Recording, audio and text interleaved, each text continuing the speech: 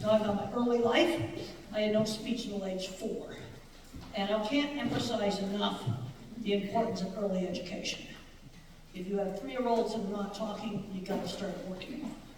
I've been in some other parts of the U.S., out in the rural areas. One place, I think I believe out where it was, but very, very recently, they had a 2-year wait period for 5-year-olds to get therapy. That's not acceptable. So you're going to have to just make your own systems.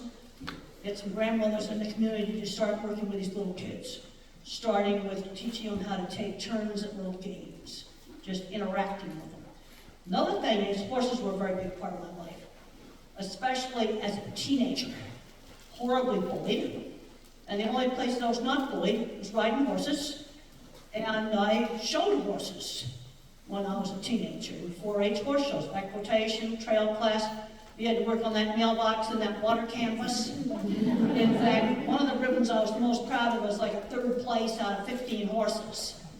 You know, and I beat out like over 10 other horses on doing the trail class. Now, I had very good early therapy. And a 2.5 is in a good program. I can remember some of the things when I was 3, and the emphasis was speech. There was no emphasis on eye contact. I think there was way too much emphasis on speech. And when they would teach me a word, my speech teacher would hold a cup, and she'd say cup, and she'd say cuppa. And learning speech and words, turn taking. Huge amount of emphasis on learning how to wait and take turns. Then skills, like combing hair, washing hands, eating with utensils, and I liked going to therapy. You should get progress with little ones, I'm talking 3 to 5 here, with the child liking to go to therapy. No, we've got to start working with these very, very young kids. Now, my mother always developed my strength in art, but I had the tendency to just draw the same horse head over and over again. So let's draw the whole horse, draw the saddle, draw where we might ride to. You take that fixation and you broaden it.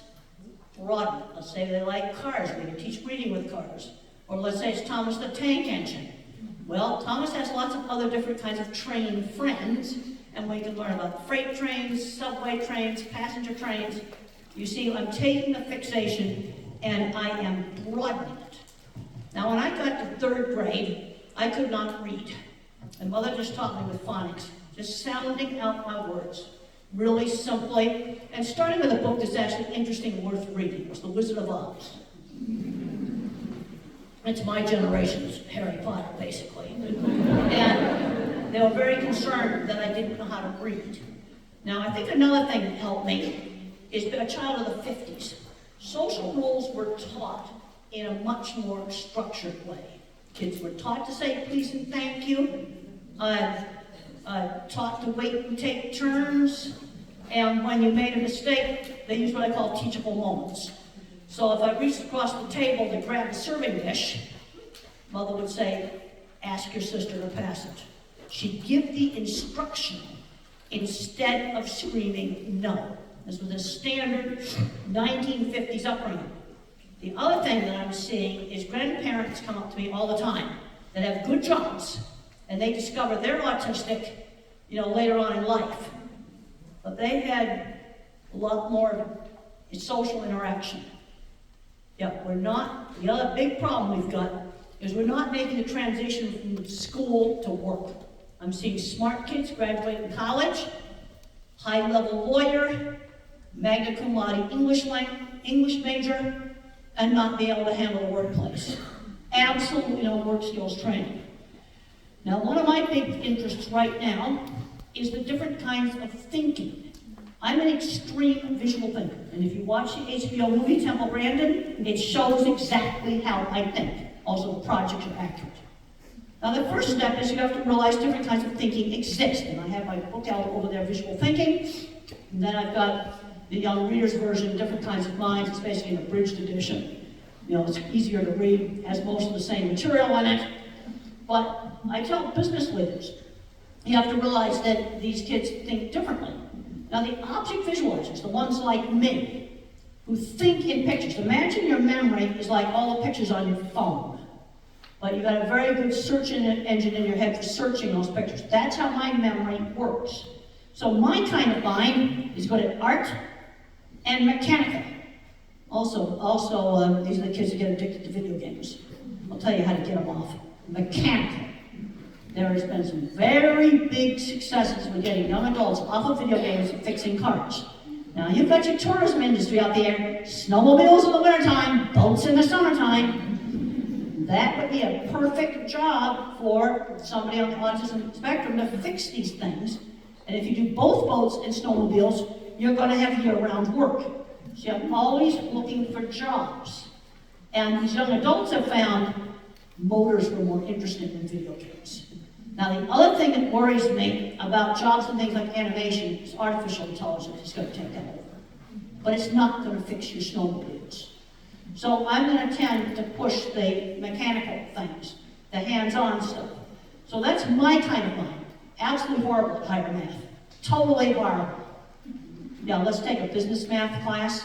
Well, when I worked in construction on equipment for big cargo plants, about 20% of the people I worked with were either autistic, dyslexic, or ADHD. And they owned the shops. I said, in my generation, special ed owned the shops. You know, we're paying the price now for taking out the hands-on classes.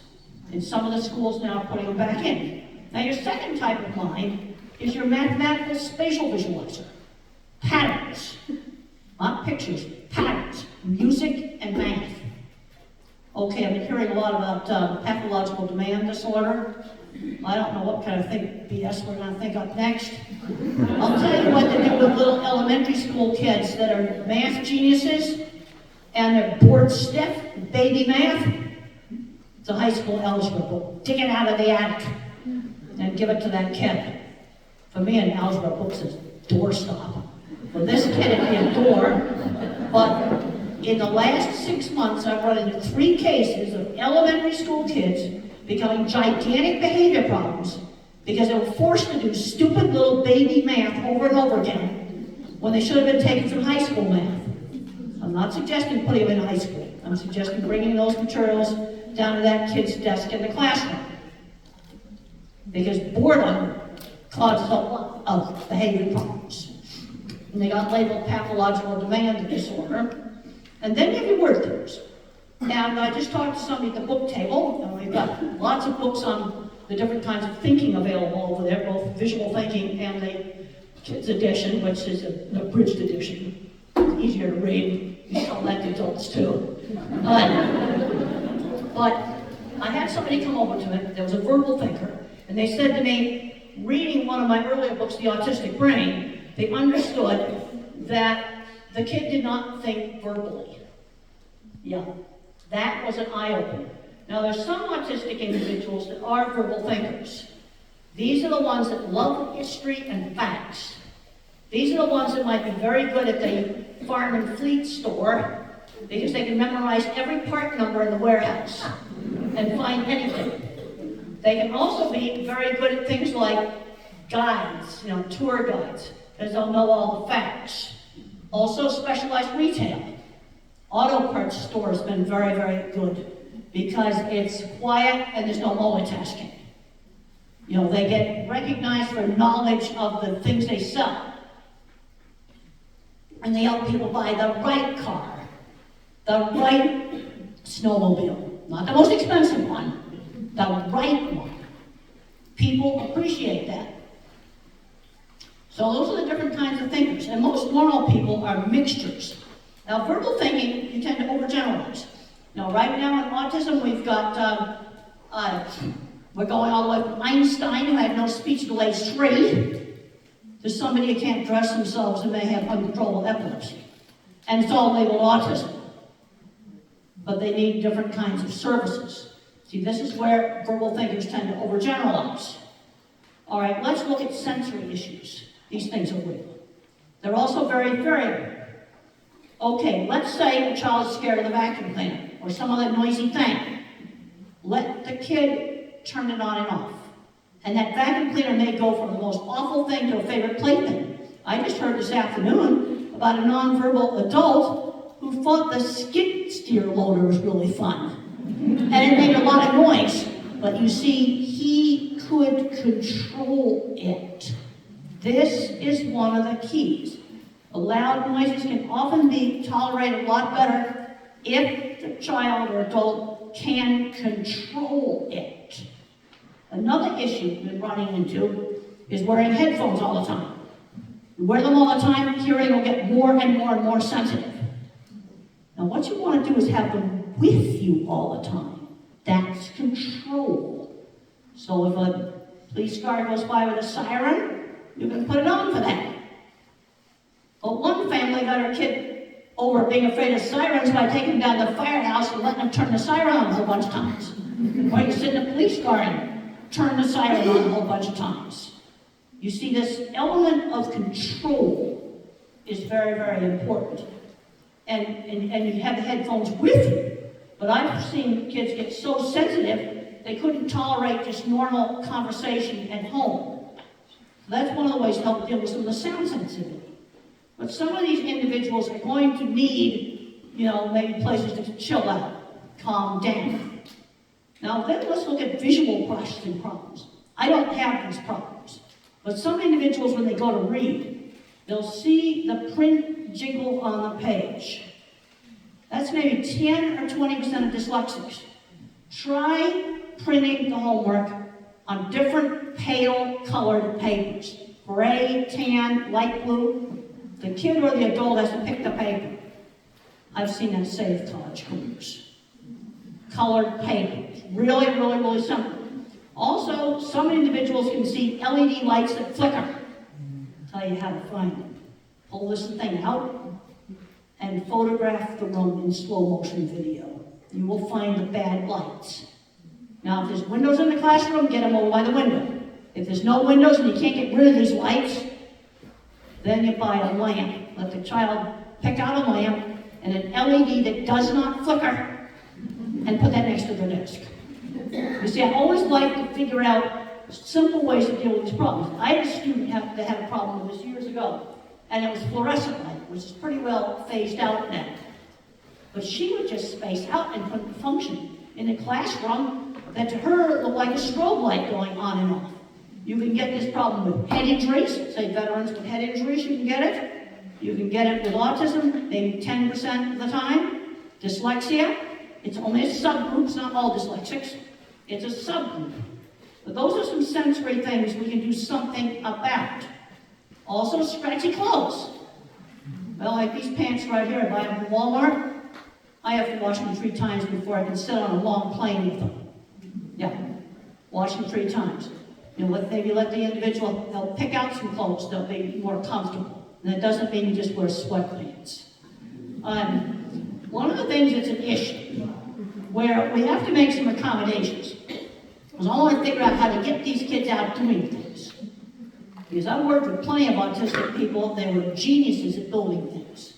They were inventing equipment and patenting it.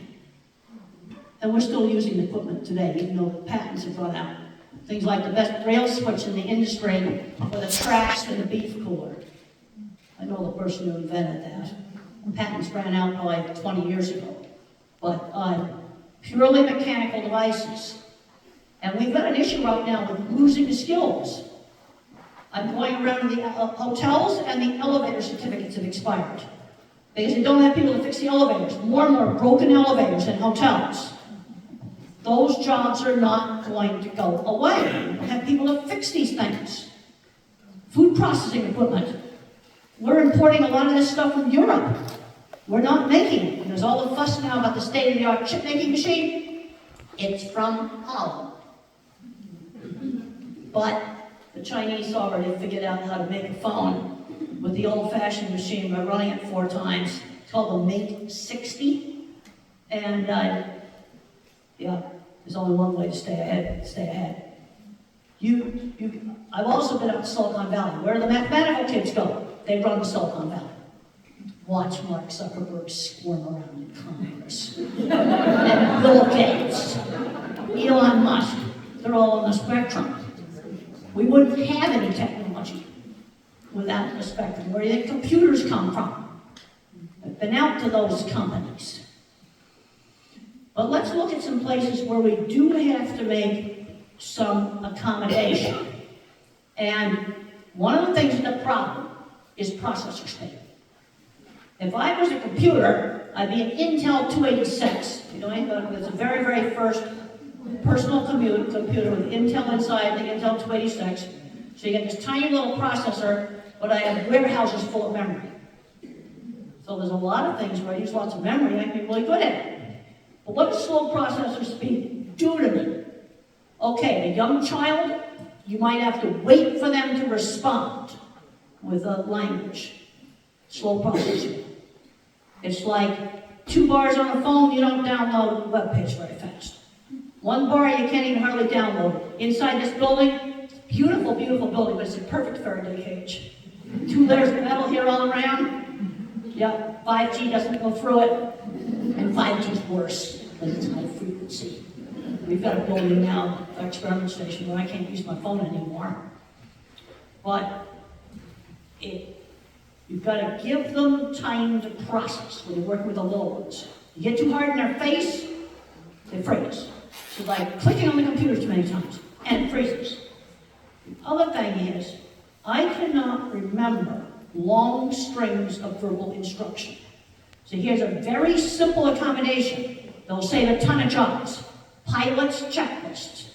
Let's just say you got to close out the cash register at the farm store. This issue came up.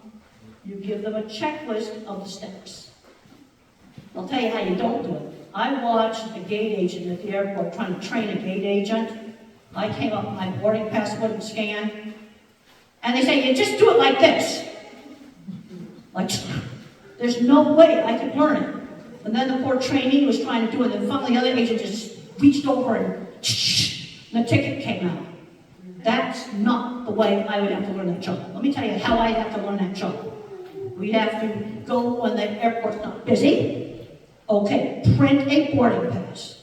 Okay, this is just gate agent, it's not ticket agent. Then I write down the keystrokes for print a boarding pass.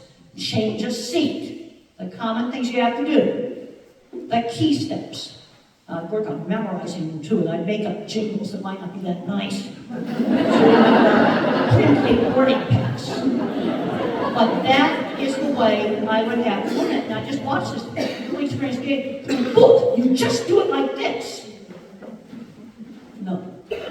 I would never learn it if you did that to me. No, we're going to have to write it down in a checklist. And then if the boss thinks that's stupid, you need to say, pilots need a checklist, I need one too. Working memory is terrible. Also, I cannot do rapid multitasking. Let's just avoid the McDonald's takeout window at lunchtime. These absolute crazy multitasking jobs, best probably to avoid those. I also can't follow really rapid back and forth chit-chat conversations. And I have problems with interrupting. I know it's rude, and the problem is that my processor speed is just too slow, and I can't figure out the right time to get into the conversation. Now let's look at some of the individuals that are non-verbal. A lot of them can learn to type. But let me tell you a little secret. If you use a laptop, it won't work. Because when you punch the laptop here, the print appears here. You have to gaze shift. They cannot do that. So use a tablet. The print appears right along the top of the virtual keyboard. Or if you use a desktop, get the keyboard on a box and raise it up so the print appears right next to the keyboard. They cannot gaze shift. That's one of the secrets to getting nonverbals to type. The other thing is, let's look at behavior problems, especially in partially verbal or nonverbal. The first thing you've got to rule out is hidden painful medical, that they can't tell you about. Their stomach hurts, constipation, urinary tract infection, ear infection. One girl was pulling in her ear all the time. Well, they took her to the doctor and she had a piece of an earbud stuck in her ear from a headphone. That's a recent case. Another kid years ago had a bean shoved up his nose that had rotted. You know, there was actually a real problem. So let's say you have an individual who's been good now, all of a sudden the behavior's horrible, hidden painful. And stomach problems and that kind of stuff is big number one. Acid reflux. I've talked to parents where some acid reflux medicine and getting the head of the bed up to keep the acid in the tummy made a big difference. Then it might be sensory overload. The other thing is frustration with not being able to communicate. Gotta have a way to communicate. Those are three things that can cause behavior problems with nonverbals. Can't communicate, hidden painful medical, that's coming up all the time. I'm also very concerned about this picky eating and not getting recommended daily allowances of vitamins. I know a case where the kid had scurvy from a young adult. Old-fashioned vitamin deficiency disease. I looked up the vitamin C content stuff he was eating and it wasn't high enough. Cleared up with the vitamin C supplements. Doctor didn't recognize it. And then the B vitamin stuff's worse. Okay, just yesterday I heard about an individual that probably isn't having enough protein because croissants and cookies and goldfish crackers are not going to have enough protein. No, I'm very concerned about this. You know how you get them to eat more stuff? Get them involved in food prep. We have manners in the living in the dining room. In the kitchen, we can play in it, mess around in it. Get them involved in the food prep. But if you've got these kind of restricted diets, how about a multivitamin? Or the protein thing, maybe get them to drink some Ensure or something. But all that just sort of bread starch, that's deficient in protein. This is very basic nutrition. You see, I like going through just really basic stuff you can just take home and do. Okay, let's talk about work, life skills. This is where we're not doing a good job. I'm seeing a lot of individuals that are doing super well, graduating college. Okay, I talked to an 18-year-old. They've never learned any life skills. They're not shopping. And one of the questions I was going to get asked later on is about helicopter parents. Well, they just won't let go. And I'm seeing teenagers, fully verbal, have never gone shopping by themselves, not ordered food in restaurants. Well, let's look at things that we can do to help these kids learn some life skills. When I was 7 and 8 years old, in my neighborhood, all the kids when the parents had a party, had to dress up in their good clothes and greet the guests when the parents had a party. I sold candy for charity. Yeah, I'm realizing now just how important those things were for teaching life skills. When I was 13, Mother got me a little sewing job where a lady just worked out of her home. I was cleaning horse stalls at 15.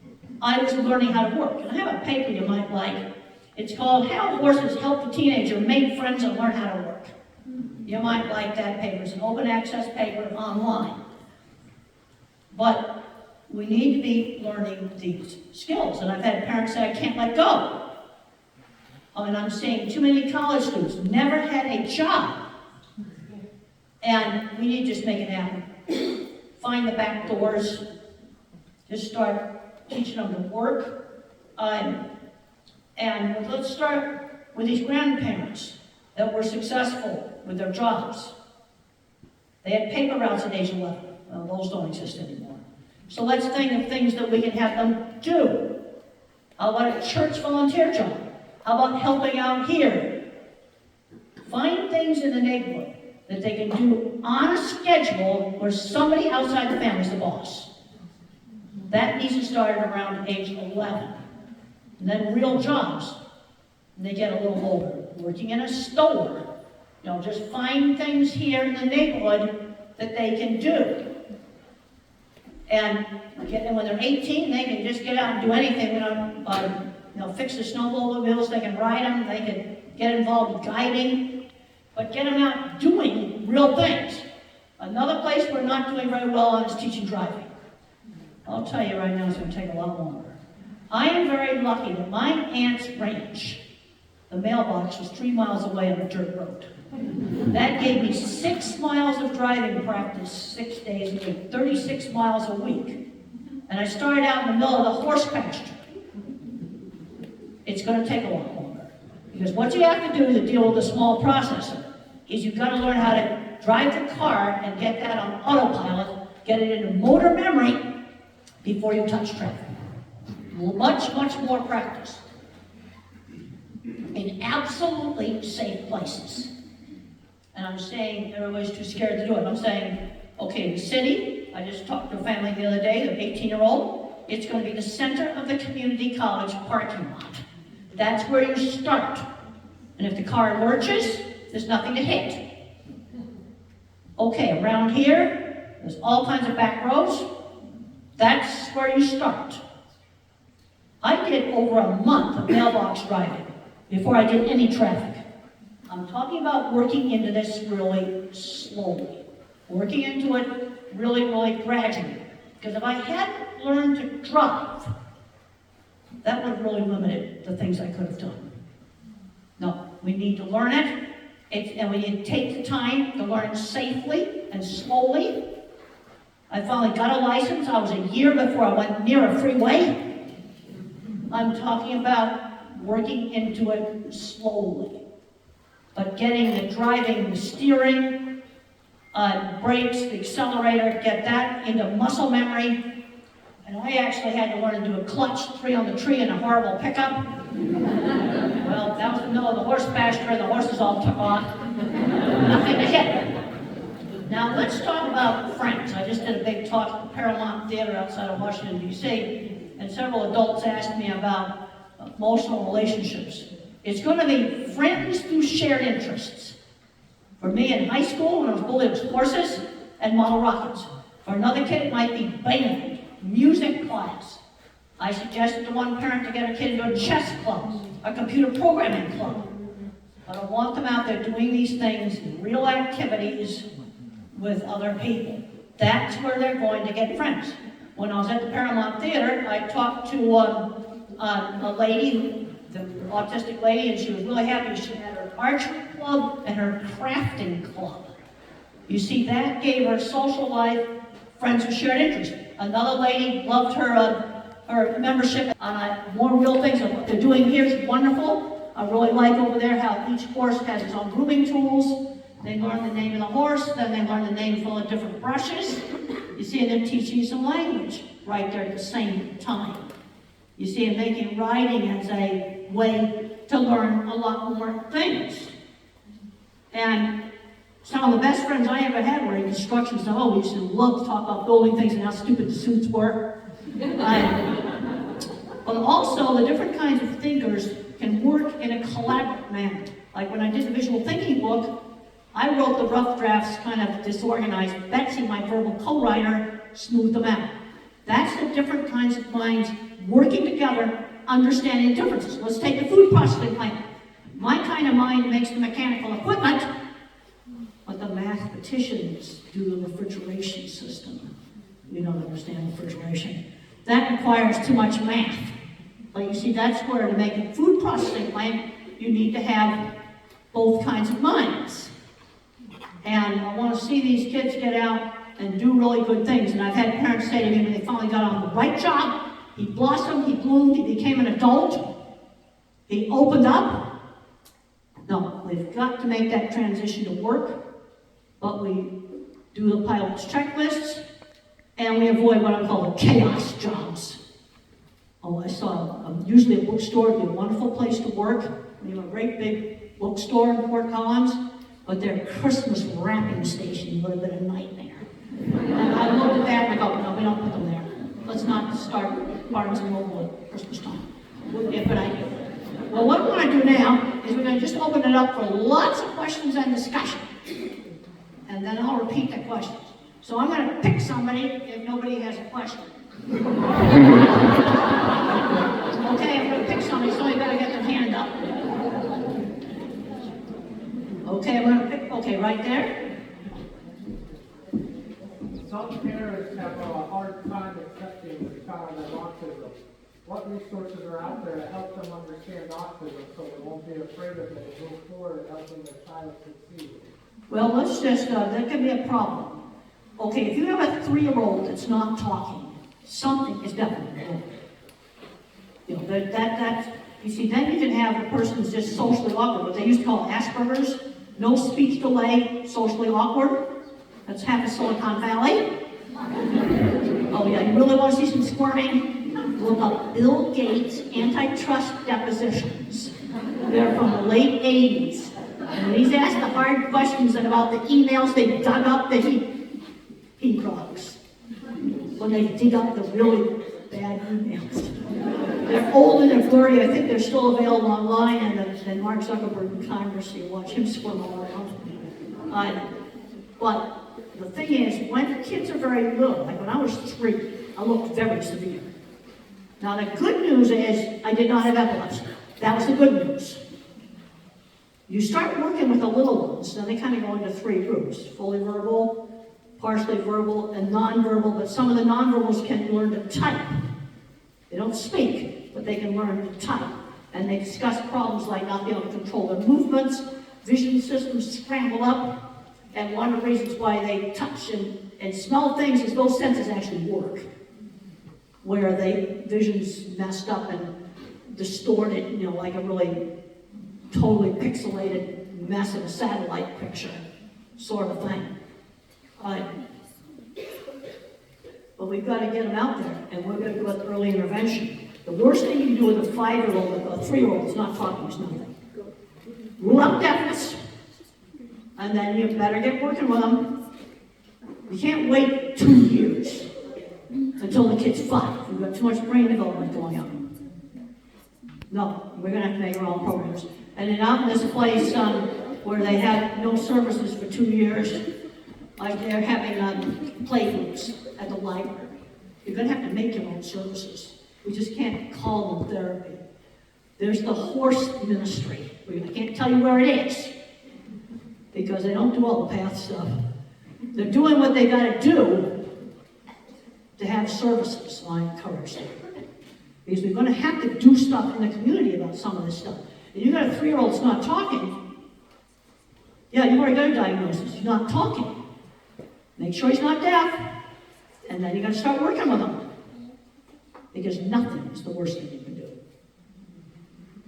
Yeah, that's what you want to do with the little ones. And then I had a lot of problems with anxiety.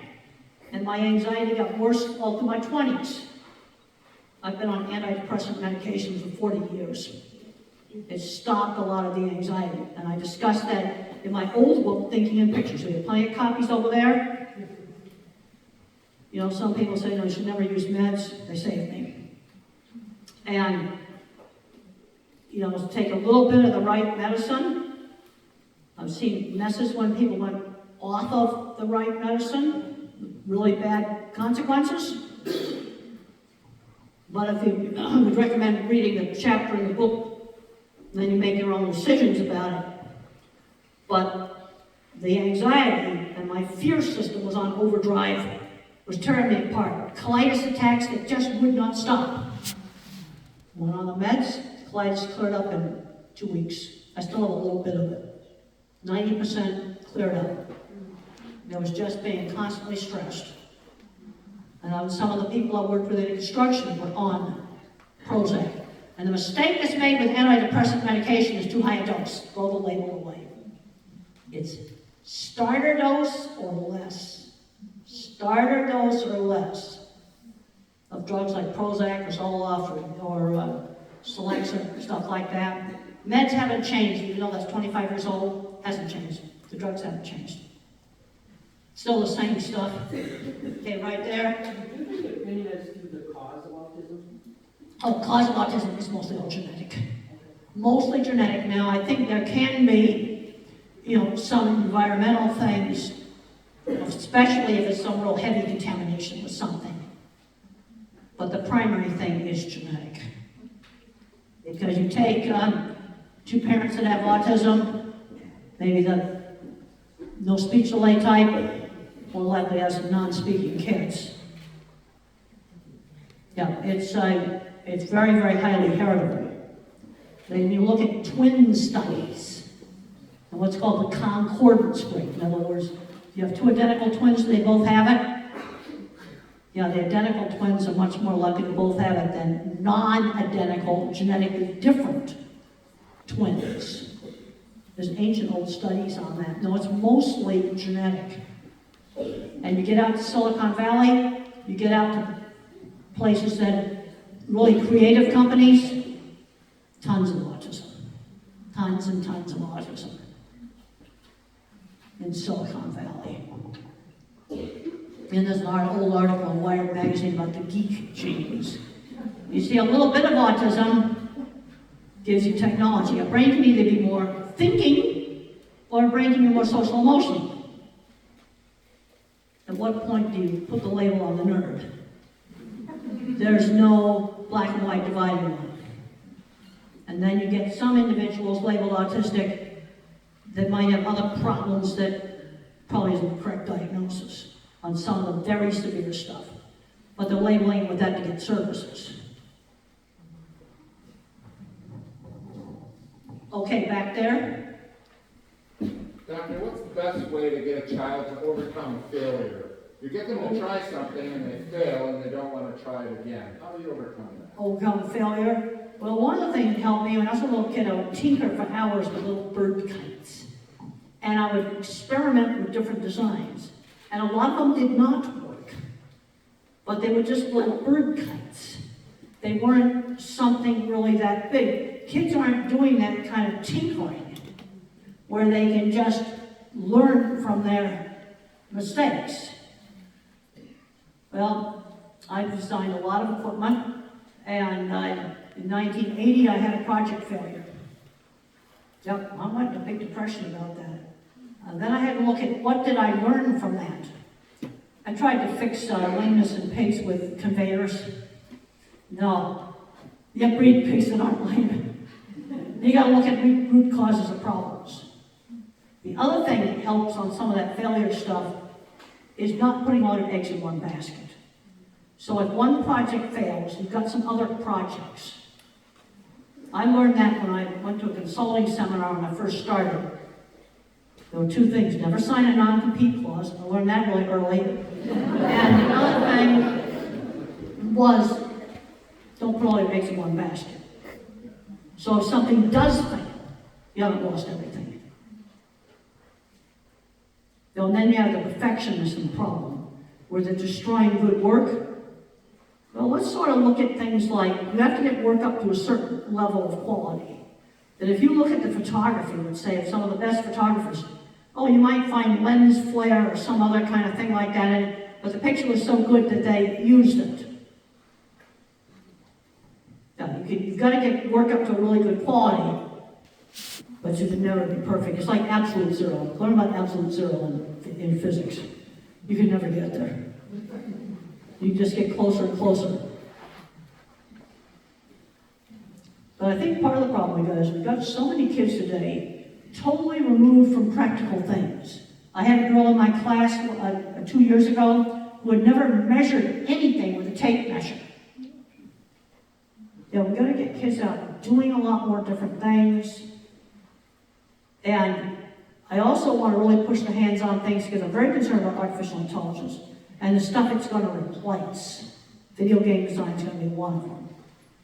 Fixing your boats and your the skidoos, that kind of stuff.